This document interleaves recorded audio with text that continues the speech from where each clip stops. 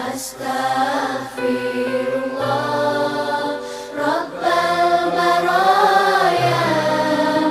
أستغفر الله من الخطايا. ربي زدني علما نافعا ووافقني